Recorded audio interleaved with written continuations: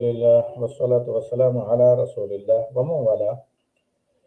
ये छोटे छोटे जो क्लिप हैं और इमरजेंसी ये दर हकीकत मतलूब भी थे बाज़ अहबाब के डिमांड पर, इसलिए मैं बिला किसी स्केजुअल के प्रोग्राम के यहाँ आया हूँ।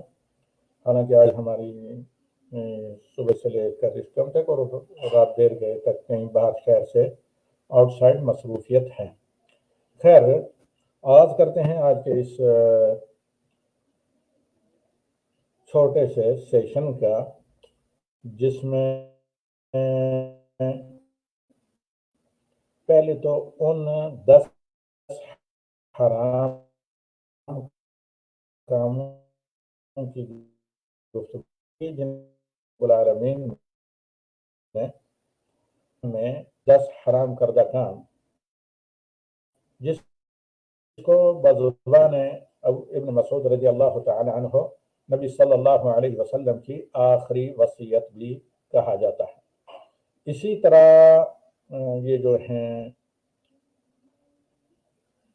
इनको यानी इन 10 सूरह अनआम की आयात को अहकाम और मसाइल में बहुत ज़्यादा अहम दर्जा हासिल है।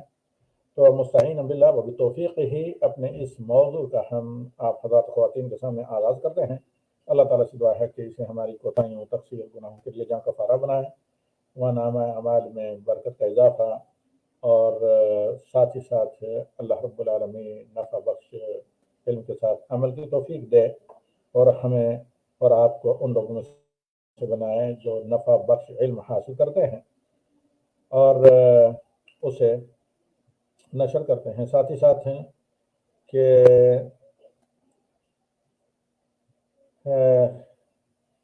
कुरान के ताल्लुम और तालीम की कम अज़ कम सही करके अल्लाह ताला से खैरियत और आफ़ियत का परवाना लेते हैं और अल्लाह ताला की तरफ से नवाजे जाते हैं, क्योंकि नबी सल्लल्लाहु अलैहि वसल्लम का फरमान है कि लम युअता बादल यकीन अहदुन खैरन मिनल आफिया। किसी को ईमान के बाद आफियत, सेहत और तंदुरुस्ती से ज़्यादा बेहतर, ये आफियत और सेहत और तंदुरुस्ती सिर्फ इसका ताल्लुक दुनिया के साथ नहीं बल्कि आखिरत के साथ है। इसीलिए अब्बास रज़ी अल्लाह तआला अन्हु को नबी सल्लल्लाहु अलैहि वसल्लम ने कहा कि आफियत, अल्लाह से आफियत मांगे, और बाद सहाबा को कहा दुनिया आखिरत की आफियत मांगे।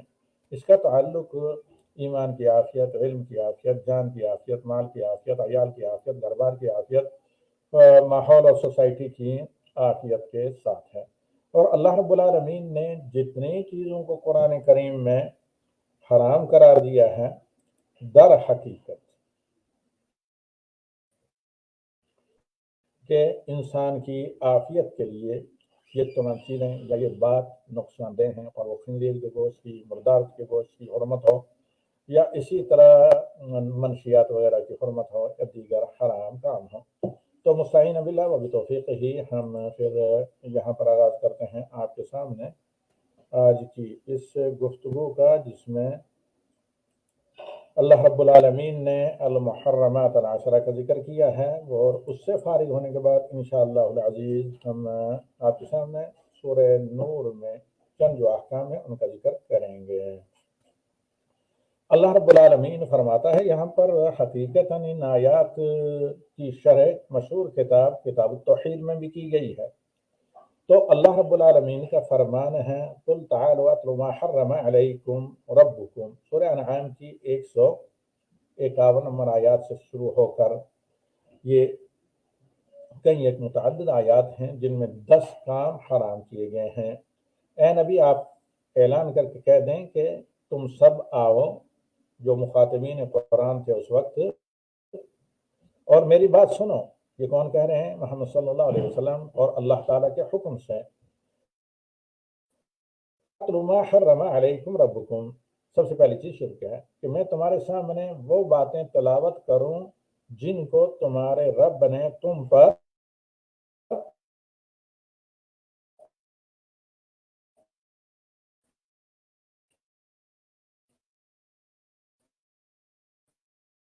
दिया है। और फिर इस आयत में किन किन चीज़ों को हराम किया गया का मतलब है, हलम आओ मेरी तरफ, اور میں تمہیں خبر دوں کہ اللہ تعالیٰ نے کیا کیا تمہارے لیے حرام کیا ہے۔ سب سے پہلی چیز اللہ تشرک ہی شیئا، کہ اللہ کے ساتھ کسی بھی طرح کی عبادات، ظاہری باطنی بدنی اور قلبی، اور جس طرح کی عبادات میں خواہ وہ مخفی عبادات ہوں ظاہر ہوں، کسی غیبی خوف میں نہ غیبی امید اور رجا میں اللہ کا شریک کسی کو نہ ٹھہراؤ۔ ان تمام کاموں میں اللہ وحدہ لا شریک لہ ہے، کیونکہ یہ تمام کام عبادت میں داخل ہیں۔ اور اسی طرح آگے فرمائے انہی میں سے محرمات میں سے اخلاقی بے روی ہے،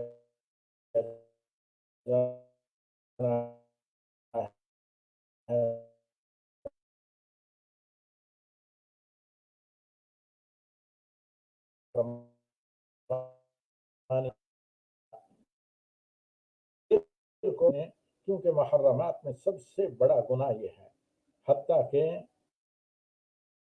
بہت طویل عرصے تک اس کا بھی درجہ اور شراب نوشی وغیرہ کا بھی درجہ شرک اور نماز چھوڑنے کے بعد آتا ہے۔ تو لہذا ان آیات میں اللہ رب العالمین نے سب سے پہلے شرک کو حرام قرار دیا، اور شرک کا مطلب توحید کے ضد اور لا الہ الا اللہ کے تقاضے کے ضد ہے۔ توحید کا مطلب ہی ہوتا ہے خالصتاً عبادت لوجہ اللہ کی جائے، اور شرک کا مطلب ہوتا ہے کہ ساری عبادت یا عبادت کے کچھ سے اللہ کے علاوہ غیر اللہ وغیرہ کے لیے بھی کیے جائیں۔ اور شرک یہ ہے کہ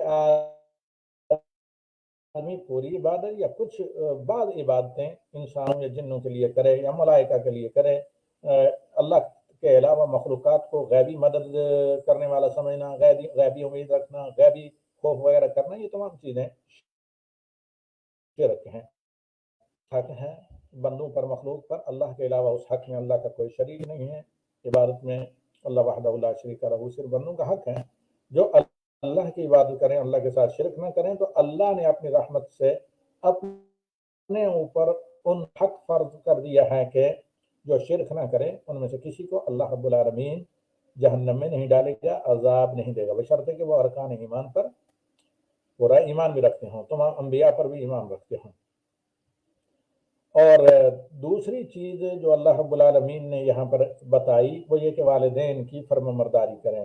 اسی لیے رشتے دینے لینے میں اس بات کو مد نظر رکھا جاتا ہے کہ جن کو رشتہ دیا جا رہا ہے ان کا رویہ اور سلوک اپنے والدین کے ساتھ توحید کے بعد یہ چیز دیکھی جاتی ہے، معاملات میں، اخلاق میں یہ چیز دیکھی جاتی ہے کہ والدین کے ساتھ ان کا رویہ اور سلوک کیسا ہے۔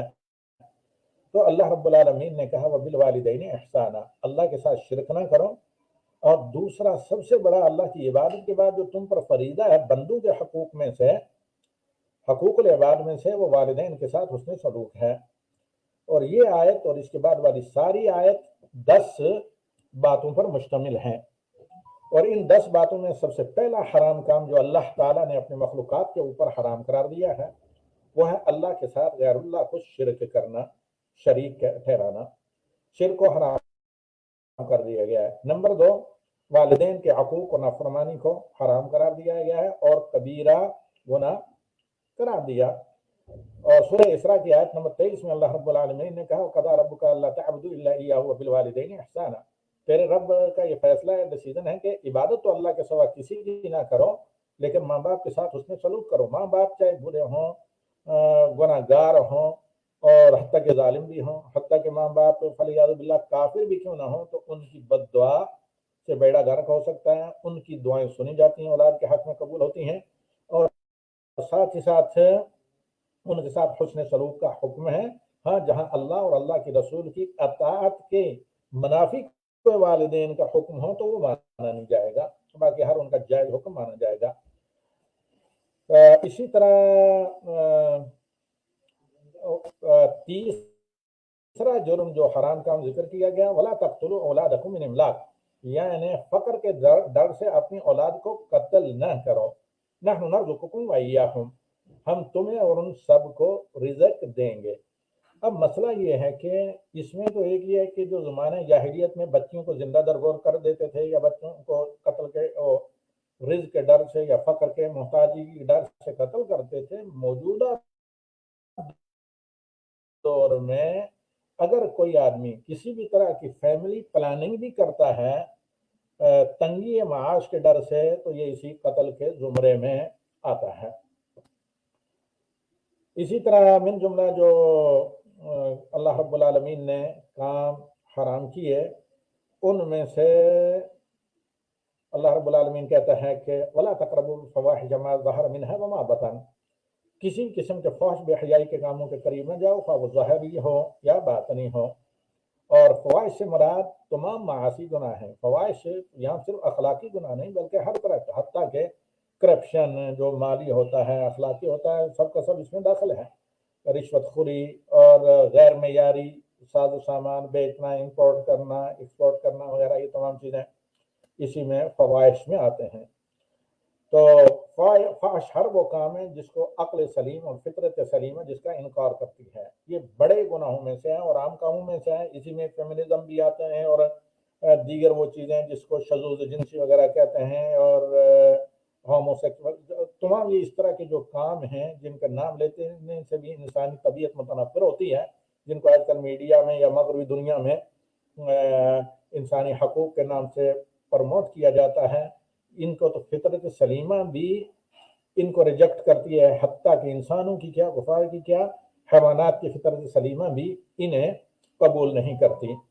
تو یہ جو سارے کے سارے فحش کے حرام کام ہیں، یہ تمام کے تمام خبیث کام، ان کو شرک کے ساتھ بڑے محرمات اور کبائر میں اللہ رب العالمین نے حرام اور منع قرار دیا۔ پانچویں چیز جو ہے وَلَا تَقْتُلُوا النَّفْسَ الَّتِي حَرَّمَ اللَّهُ إِلَّا بِالْحَقِّ، کسی بھی ذی روح کو، حتیٰ کہ حیوانات بھی کیوں نہ ہو، انسان ہو، مسلمان ہو، کفار ہو، کسی کا انسان کے لیے قتل کرنا جائز نہیں، الا یہ کہ اپنی جان کی دفاع کے لیے، یا یہ ہے کہ وہ دین حق کے لیے رکاوٹ بننا ہو، اعلاء کلمت الحق کے لیے، وہ بھی اس کے جو شرعی اصول ضوابط ہیں، کسی بھی کوئی کتنا ہی بڑا مجرم مسلمان ہو یا غیر مسلم کیوں نہ ہو، انفرادی طور پر انڈیویجول شریعت سے ماورا، قانون سے ماورا کسی بھی انسان کو یہ حق نہیں کہ کسی جاندار یا ذی روح کو وہ قتل کرے۔ حتیٰ کہ حیوانات میں سے بھی میدان جنگ میں حضرت ابوبکر صدیق رضی اللہ تعالی عنہ نے جب فوجی دستے بھیجے تو انہیں یہ تلقین کی کہ حتیٰ کہ حیوانات کو بھی تم اسی قدر ذبح کرو گے جتنی غذا کے لیے ضرورت پڑے، اس سے زیادہ ہرگز تم حیوانات کو بھی میدانی جنگ میں نہیں مار سکتے، حتیٰ کہ درختوں تک کو نہیں کاٹ سکتے۔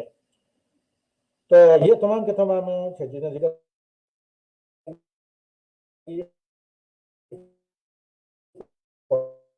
وغیرہ چیزیں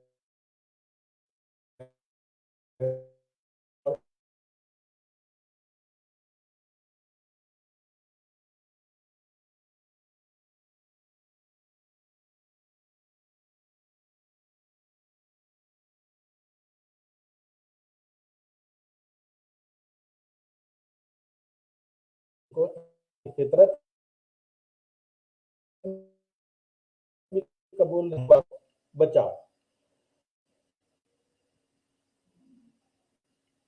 اسی طرح یہاں مقصود ہے کہ اللہ جل وعلا نے ان کاموں کو اپنے بندوں کے اوپر واجب کر دیا ہے، یعنی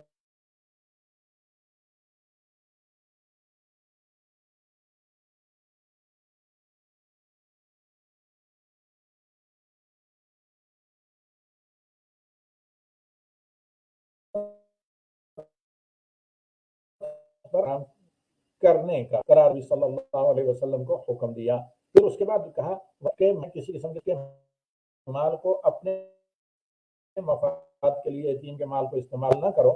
یتیم کسے کہتے ہیں؟ وہ نابالغ بچہ یا بچی جس کے والد کی وفات ہو گئی ہو اور والدہ جس کی وفات ہوئی ہو، اس کو تو یتیم نہیں کہا جاتا۔